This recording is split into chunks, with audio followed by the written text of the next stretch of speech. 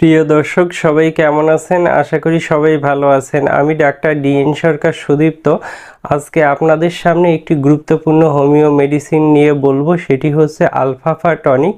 এই একটি মাত্র মেডিসিন সেবনের মাধ্যমে আপনি কি সুবিধা পাবেন? এই একটি মাত্র মেডিসিন সেবনের মাধ্যমে আপনি আপনার শারীরিক যাবতীয় দুর্বলতা দূর করতে পারবেন, মানসিক দুর্বলতা দূর করতে পারবেন এবং যাদের স্মৃতিশক্তি লোপ পেয়ে গেছে তারাও যদি এই মেডিসিন সেবন করেন সেক্ষেত্রে উপকার পাবেন।